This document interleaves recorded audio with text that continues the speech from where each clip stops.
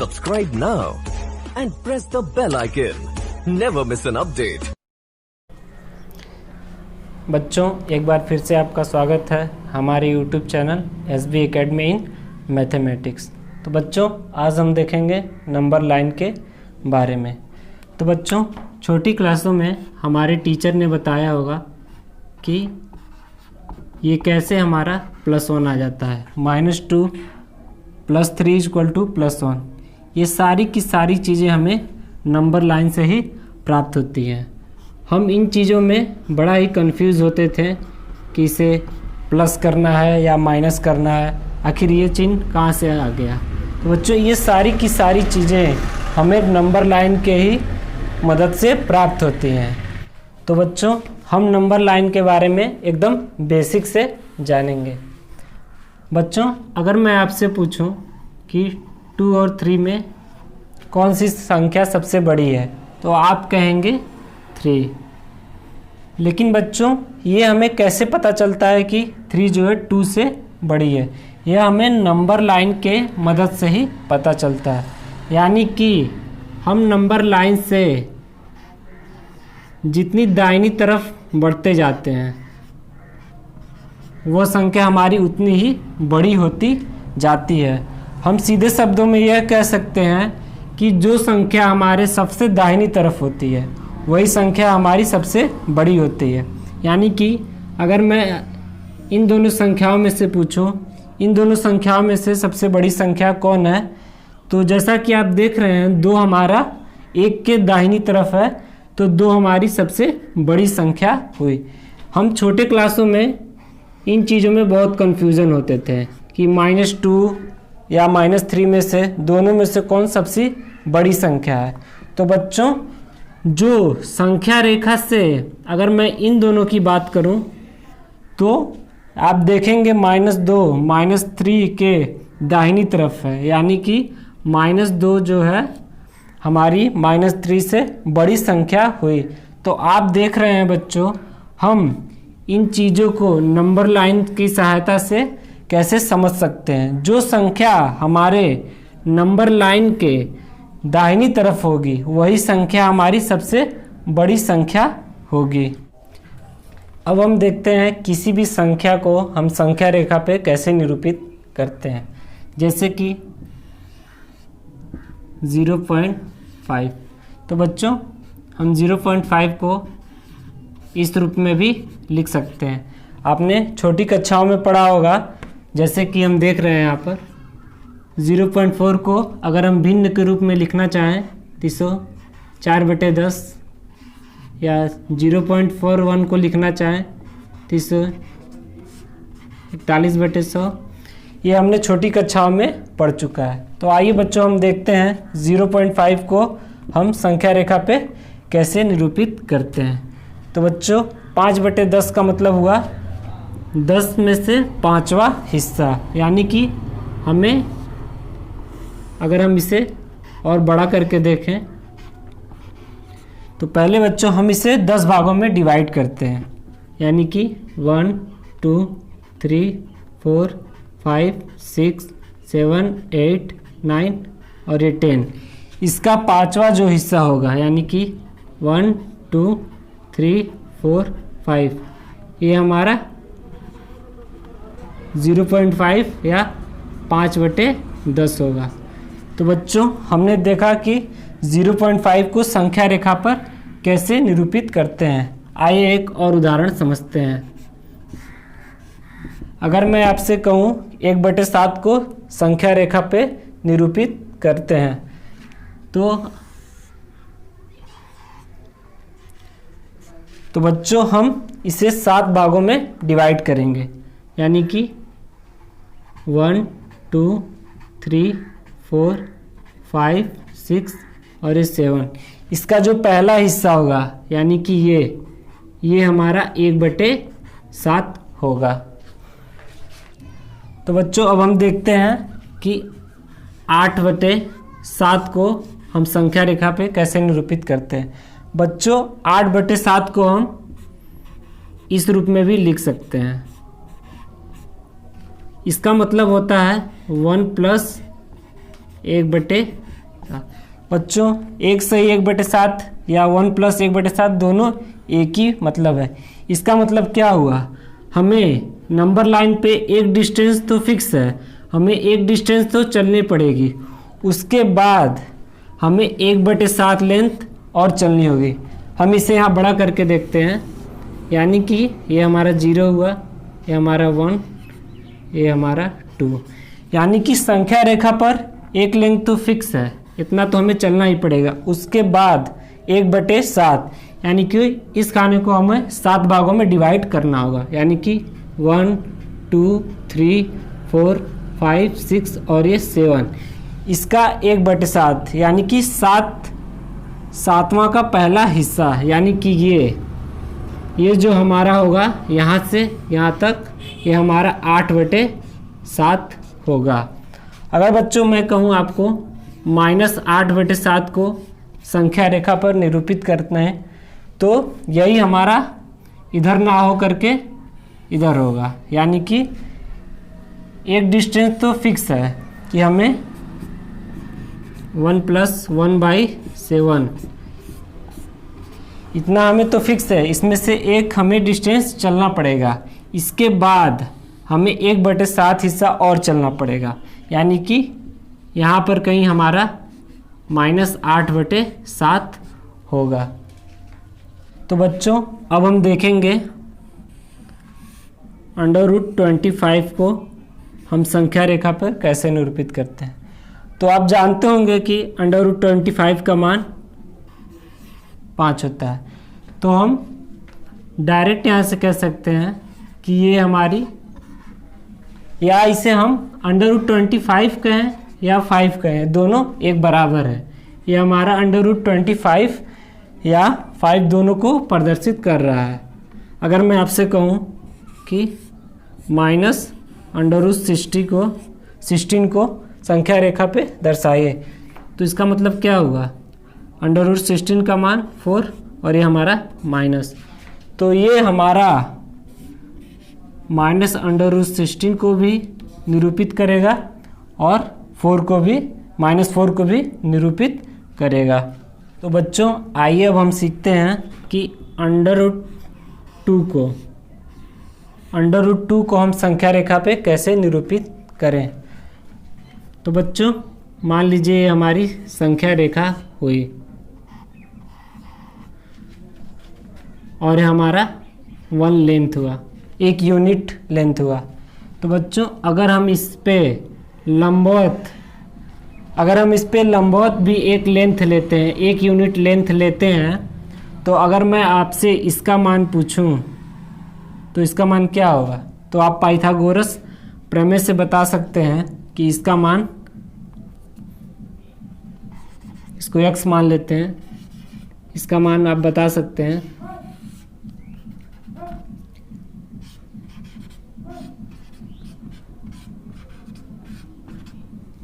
यानी कि √2। तो आप कहेंगे x का मान होगा यहाँ पे √2, यानी कि अगर हम संख्या रेखा पर अगर 1 यूनिट लेंथ लेते हैं, अगर उस पर लंबवत भी हम 1 यूनिट लेंथ ले लें, तो हमारा जो ये मान प्राप्त होगा ये हमारा √2 होगा। तो बच्चों अब हम इसे संख्या रेखा पर निरूपित करके देखते हैं।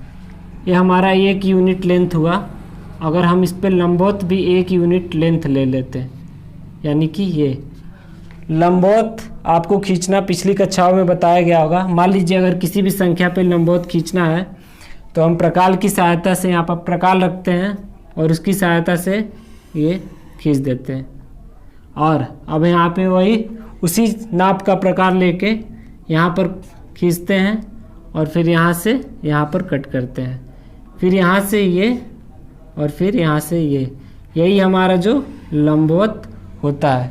जहाँ पे दोनों एक दूसरे को प्रतिच्छेद कर रही हैं, यहीं से हम सीधी रेखा खींच देते हैं, यही हमारी लंबवत रेखा होती हैं। ये सभी चीज़ें हम अपनी पिछली कक्षाओं में पढ़ चुके हैं। तो हम ये 1 यूनिट का लेंथ खींच लेते हैं। तो अगर मैं आपसे इसका मान पूछूं तो आप बता सकते हैं ये √2 होगा पाइथागोरस प्रमेय से। तो बच्चों अगर मैं इतने ही नाप का यानी कि √2 नाप का अगर मैं इस पे चाप चलाऊँ यानी कि ऐसे, तो ये जो हमारी लेंथ आ रही है 0 से लेकर यहाँ तक, यही हमारा √2 होगा। यानी कि ये संख्या रेखा पर हमारा √2 को निरूपित करेगी। तो बच्चों अब हम देखते हैं √3 को संख्या रेखा पर कैसे निरूपित करते हैं। तो बच्चों आप यहाँ पर मान कर देखिए, अगर हम लंबवत यानी कि परपेंडिकुलर लेंथ को 1 लेते हैं तो इसका मान क्या रखें कि यहाँ पर हमारा √3 प्राप्त हो। तो बच्चों अगर आप इसका लेंथ √2 रखते हैं तो जब आप पाइथागोरस परिमेय से हल करेंगे तो इसका मान जो है √3 आपको प्राप्त होगा। तो यहाँ से हमें पता चलता है कि किसी भी यानी कि √ के अंदर किसी भी संख्या का मान निकालने के लिए हमें पहले √(x-1) का संख्या पर रेखा पर निरूपित करना आवश्यक है। यानी कि अगर हमें √3 को संख्या रेखा पर निरूपित करना है उससे पहले हमें √3-1 यानी कि √2 का संख्या रेखा पर निरूपित करना आवश्यक है।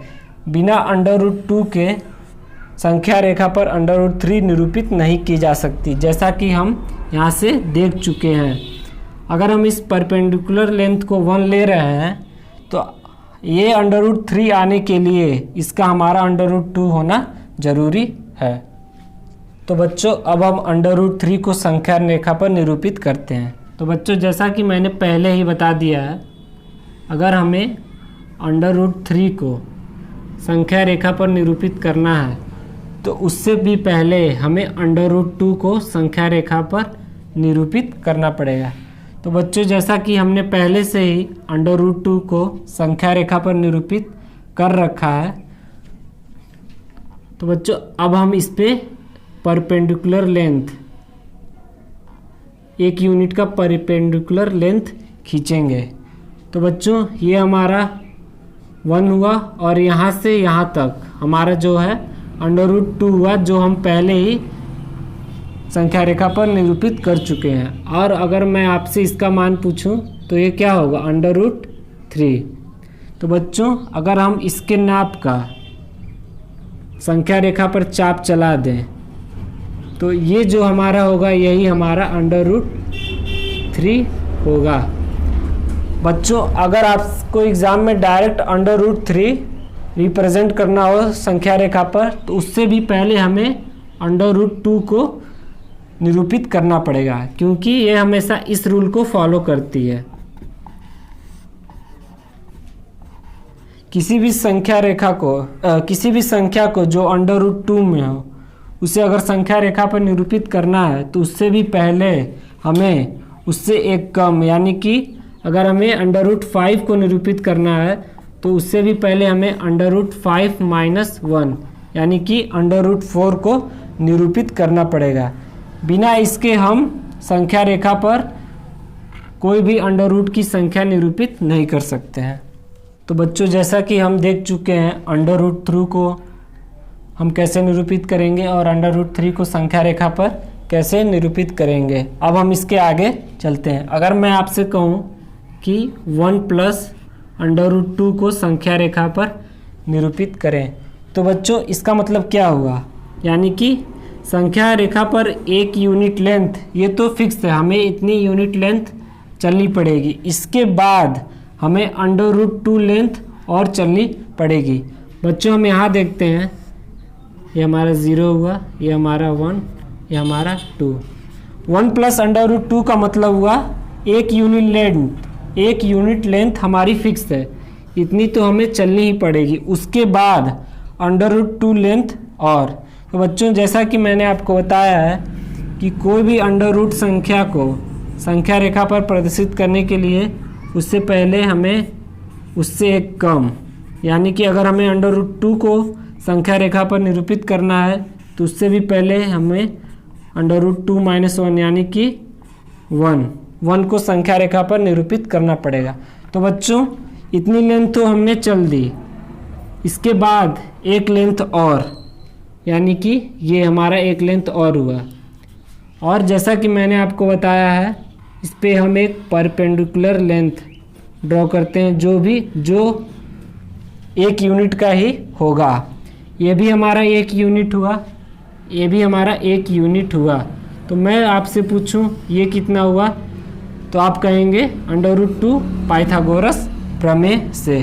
तो बच्चों ये हमारा 1 हुआ, अब प्लस √2। तो बच्चों हम प्रकार की सहायता से इतनी लेंथ लेकर अगर हम एक चाप चलाएंगे तो ये हमारा यहाँ होगा, और यही हमारा 1 प्लस √2 को प्रदर्शित करेगा। बच्चों हम 2 माइनस √2 को अब संख्या रेखा पर निरूपित करते हैं। ये हमारी संख्या रेखा हुई। तो बच्चों जैसा कि इसमें देख रहे हैं आप 2 यानी कि 2 यूनिट लेंथ तो हमारी फिक्स है, हमें संख्या रेखा पर इतनी लेंथ जानी पड़ेगी। उसके बाद हमें इसमें से -2 लेंथ घटानी पड़ेगी। तो बच्चों पहले हम 2 को संख्या रेखा पर निरूपित कर रहे हैं। ये हमारी 2 यूनिट लेंथ हुई। अगर हम इसमें से -2 लेंथ घटा दें तो ये हमारी 2 - 2 लेंथ हो जाएगी।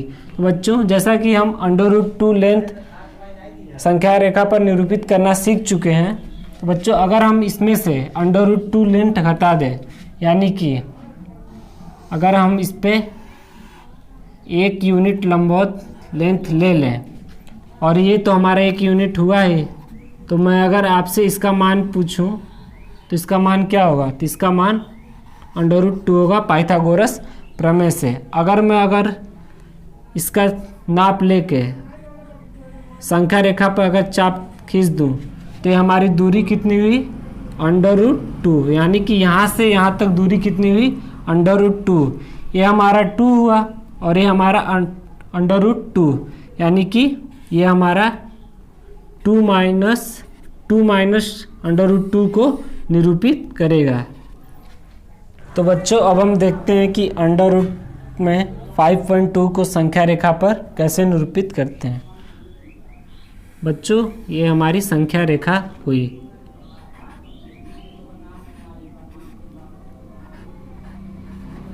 तो बच्चों हम स्केल की सहायता से 5.2 यूनिट का एक लाइन खींच लेंगे। हम मानते हैं कि ये हमारी लेंथ 5.2 यूनिट की है, तथा बच्चों हम इससे 1 यूनिट लेंथ आगे और खींच लेंगे। तो ये 5.2 और ये 1, यानी कि यहाँ से यहाँ तक की लेंथ हमारी 6.2 हुई, यानी कि 6.2। तो बच्चों हम मानते हैं कि ये हमारा डायामीटर यानी कि व्यास हुआ, ये हमारा डायामीटर यानी कि व्यास हुआ। तो बच्चों हम 6.2 यूनिट का व्यास मानकर इस पर एक अर्धवृत्त बनाएंगे, यानी कि अगर हम इसकी त्रिज्या निकालें तो क्या होगा, d/2 यानी कि 3.1, यानी कि इसकी त्रिज्या 3.1 यूनिट होगी। तो बच्चों हम इस पे प्रकार की सहायता से 3.1 यूनिट का नाप लेके इस पे एक चाप चलाएंगे, यानी कि ये हमारा अर्धवृत्त हुआ जिसकी त्रिज्या हर जगह, यानी कि ये हमारा 3.1 यूनिट होगा, ये भी हमारा 3.1 यूनिट होगा, ये भी हमारा 3.1, यानी कि केंद्र से इसकी हर जगह की दूरी हमारा त्रिज्या के बराबर होगी, जो कि हमारा 3.1 यूनिट है। तो बच्चों ये यहाँ से यहाँ तक जो कि हमारी त्रिज्या है 3.1 यूनिट हुई।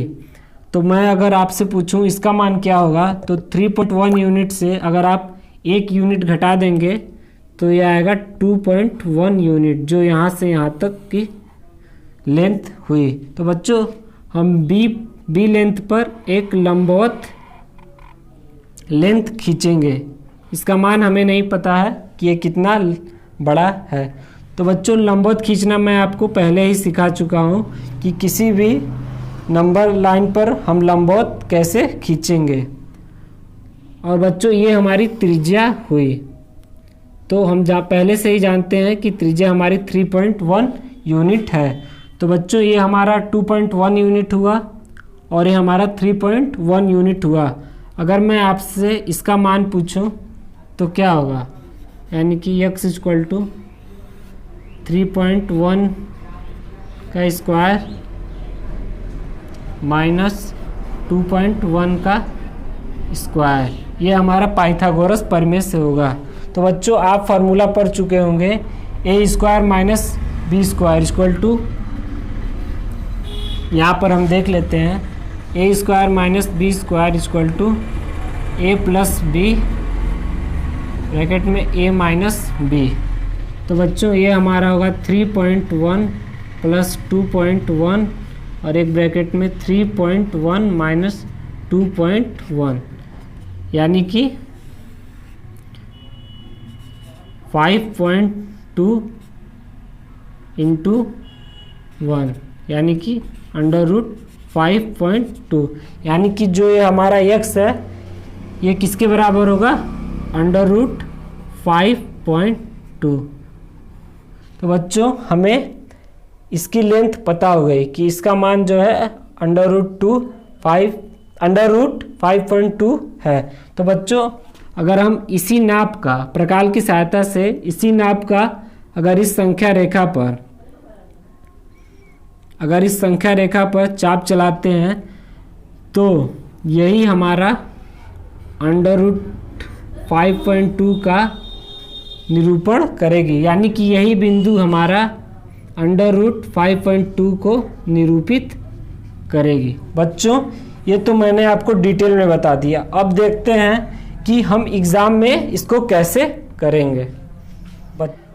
तो बच्चों जैसा कि हम अंडर रूट में 5.2 को संख्या रेखा पर निरूपित करना सीख चुके हैं, अब हम इसमें देखेंगे कि इसे एग्ज़ाम में कैसे करेंगे।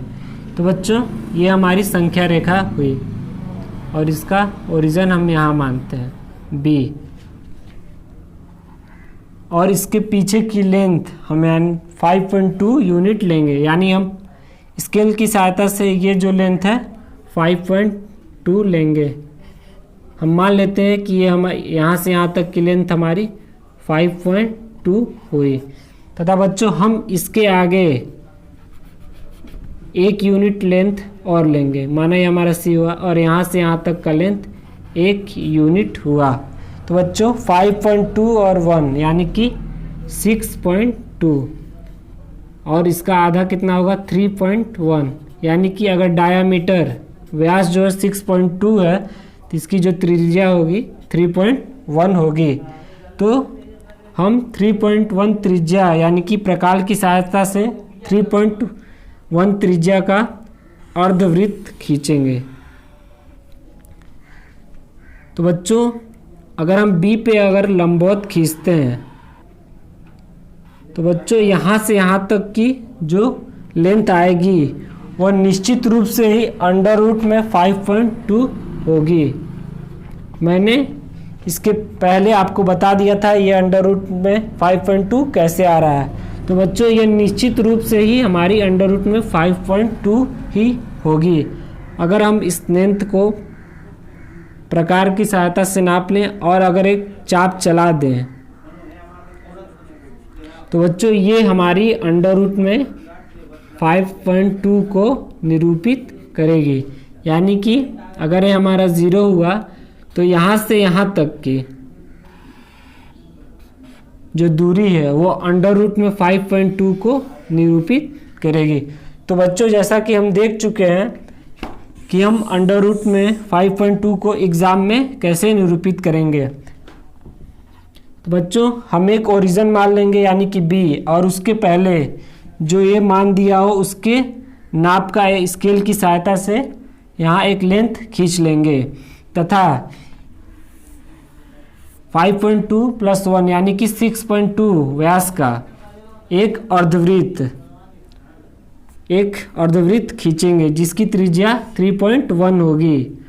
तो बच्चों अगर हम बी पे एक लंबवत खींचेंगे तो यह निश्चित रूप से ही हमारा अंडर रूट में 5.2 के मान को प्रदर्शित करेगा। तो अगर हम यहाँ से यहाँ तक का नाप ले लें प्रकार की सहायता से और उसी नाप से अगर हम एक चाप चला दें तो यहाँ से यहाँ तक की दूरी जो है हमारा अंडर रूट में 5.2 को निरूपित करेगी। तो बच्चों हम लगभग सभी तरह की संख्याओं का संख्या रेखा पर निरूपण करना सीख चुके हैं। बच्चों हमारा पहला चैप्टर यानी कि नंबर सिस्टम लगभग ख़त्म हो चुका है। बाकी जो चीज़ें बची हुई हैं हम उसको अगली वीडियो में कंटिन्यू करेंगे। तो बच्चों आज के लिए बस इतना ही। तो बच्चों जो इस चैनल पे नए हो प्लीज़ इसे सब्सक्राइब कर दें और लाइक एंड शेयर।